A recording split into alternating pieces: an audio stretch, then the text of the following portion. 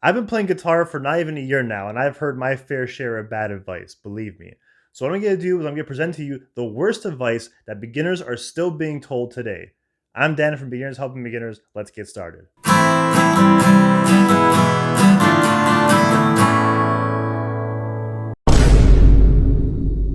Hey son, what are you up to?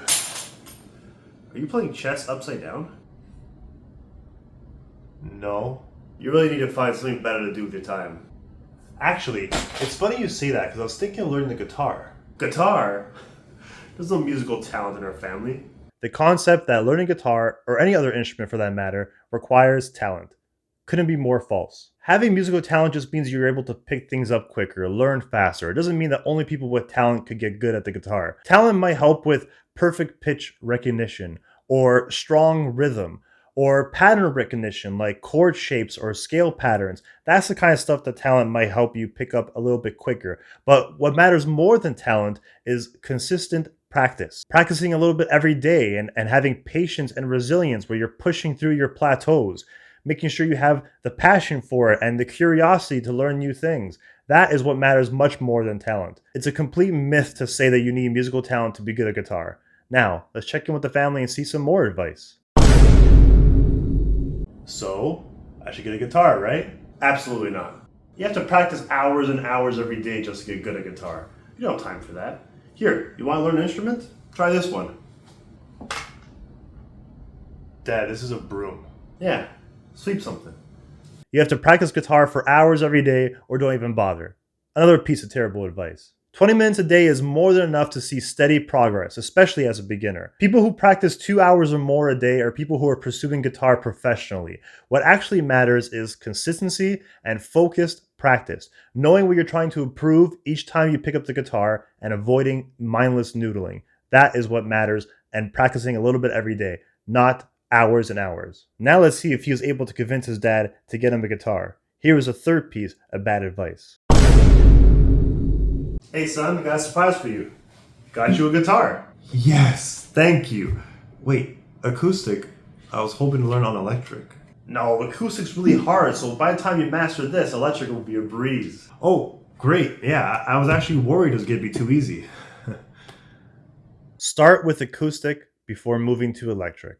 That is an old myth that's been told and still being told to beginners today. Now, I totally understand why people might say this, right? Maybe you have some gear and distortion, which helps hide your mistakes when you're playing on electric. But the fact of the matter is, the opposite is true. Playing electric is actually easier for beginners than acoustic is. Electric is easier because it has a thinner neck, which is good for smaller hands. It's got lower string tension so that you can press the strings easier. You know, some people actually put electric guitar strings on an acoustic just to make it easier on their fingers when they're learning. And when you have gear for your electric guitar that creates distortion and effects and different tones, it can make for more excitement, which helps keep beginners motivated.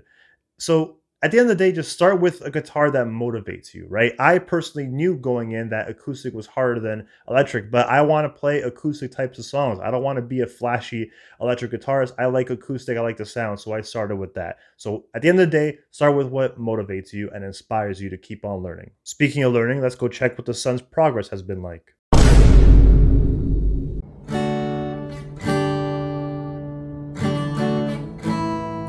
I don't know, Dad. I think I need some lessons. Hmm? No, we don't need any lessons. Just look some stuff up online. I bet you find something there. You know what? I bet you're probably holding the guitar wrong. No, I don't think that's it. Okay, holding the guitar wrong was obviously good advice, but what the bad piece of advice was, you don't need any lessons. Yes, the internet gives free access to lessons or song tutorials or practice routines or technique breakdowns or guitar tips like me, and you should definitely subscribe to those people. But actual lessons, whether they're in person or meeting with somebody online over a Zoom or something, is still the most effective way to learn guitar because they can give you feedback that is customized to you and your journey, answering your questions. So use the internet just to complement what you're actually working on.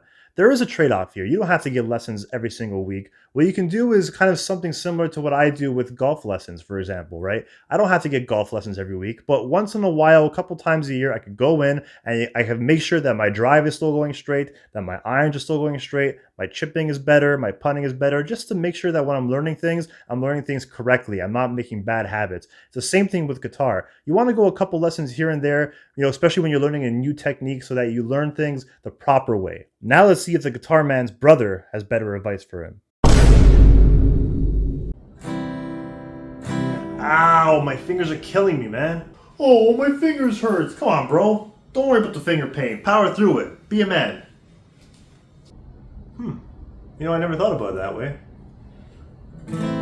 Play through the finger pain. Horrible advice. Pay attention to your body. If something hurts, if there's pain, you should stop. There's a difference between soreness and pain. If there's pain, you should stop, take a break. You shouldn't feel any sharp or burning pain, no numbness or tingling. If they're sore, that's fine. If you're sore, that means you can keep playing through it until it starts to hurt. Once it starts to hurt, you stop. Now let's see if Guitar Man can find some inspiration online. Hey man, what are you doing? Huh? Oh, I'm watching Slash. He's by far my favorite guitarist. I can't wait to learn to sound like him. Aw, don't learn to play like anybody else, man. Learn to play like you. Play like me? What does that mean? So that's an interesting one I've heard a few guitarists tell me. Don't learn to play like anyone else, learn to play like you. That's horrible advice. When you're a beginner, how do you know what playing like you sounds like? You don't have any foundation. You don't know how to play. Every professional guitarist is just a blend of all the guitarists that inspired them when they were growing up. That's what makes you want to learn the guitar in the first place. That's what motivates you. That's what inspires you. You want to learn from people that are better than you. You need to take the tools to learn to play like the people that inspire you, the people that you want to be someday. And once you have those tools, then you make it your own. You need to have a foundation before you develop your own style. Guitar Man is a big fan of Oasis, so let's see him try to sound like them. Hey, can I show you a song I just learned? Sure. Whoa. You're not using a capo, are you? That's the easy way out, man. Don't be lazy. Why does everyone want to make the guitar harder? That is something interesting that I didn't notice, is that people are always trying to make the guitar harder than it already is. But that wasn't the bad advice. The bad advice was using a capo makes you lazy, or it's the easy way out. Okay, yes, beginners could use capos to play more difficult songs but with simple chords, but that's fine. Especially if they want to play along to the original recording, that's totally fine. Beginners keep motivated by learning songs that they can play, learning songs that they enjoy playing. So if they could play a harder song the easier way, just to keep them motivated, let them do that. That's totally fine. But also, capos are not just for beginners. There's tons of professional musicians who use capos. Capos can change the key of a song to make it suit your voice better. Say you want to play like the original recording of the song. If the original recording is with a higher voice than your voice, you can use a capo on one of the higher frets, like the 6th to 9th fret, to make it sound better with your voice. Or the opposite, if the original voice is lower than your voice, you want to use a capo on the lower frets, the 3rd or 6th fret, somewhere in between, and then it will sound better. The capo is used to change the keys all the time. There's more advanced ways of using them as well. Now, Guitar Man's been playing for a while, so let's see what theory he's trying to learn. E, F, F sharp, G, G sharp, A. Oh, Jesus, what are you doing now? I was working on some music theory. I've been trying to learn every note on the fretboard. Theory? All great musicians can read music. Don't worry about theory. Don't waste your time. Yeah, I don't know about that. I can see it being pretty beneficial.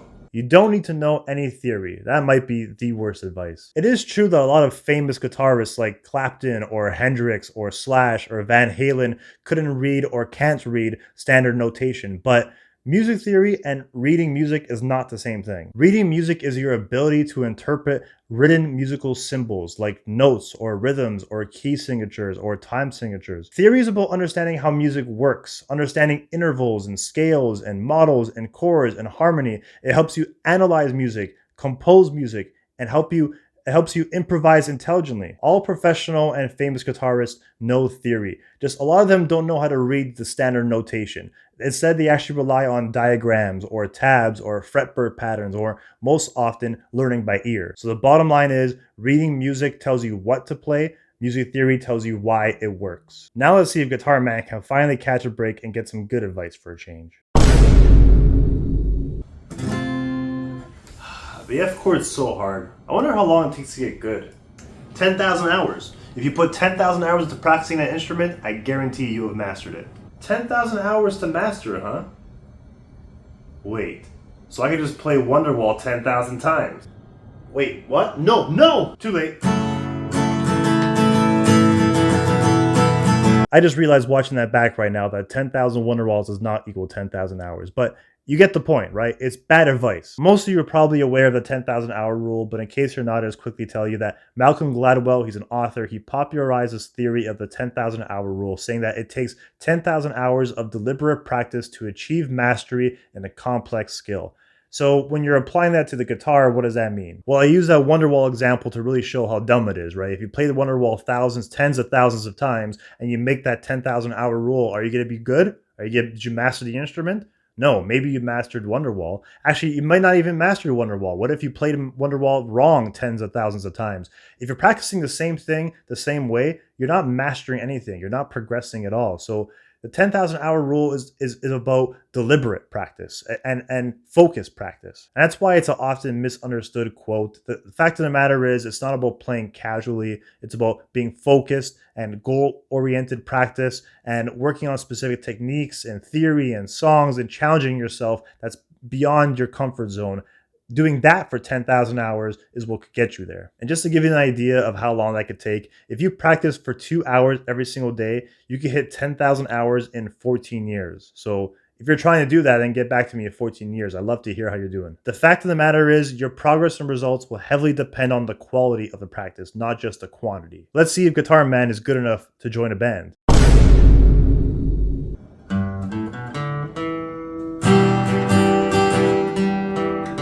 You know what?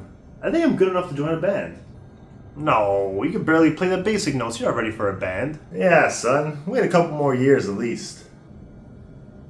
No offense, but you guys give horrible advice. So first of all, that's the end of the skits. Hopefully you enjoyed those. Hopefully they're as funny and entertaining as I tried to make them. Let me know in the comments below if you liked them or if you didn't like them. But the last piece of bad advice was, don't join a band until you're perfect. You're not ready. You're not ready. That's not true. You are ready to join a band much sooner than you think. I actually have a video about that, which I'll link in the top right corner, where I discuss the biggest guitar traps. But generally speaking, the bottom line is, if you could play rhythm to a basic 3 or 4 chord song, it's good enough to join a band. So just remember that. And that is it. I really hope you enjoyed the video. Let me know some of the worst advice that you have ever heard. And again, let me know if you like those skits. Once again, I had a lot of fun making them. So with all that said, I'm Dan from Beginners Help Beginners.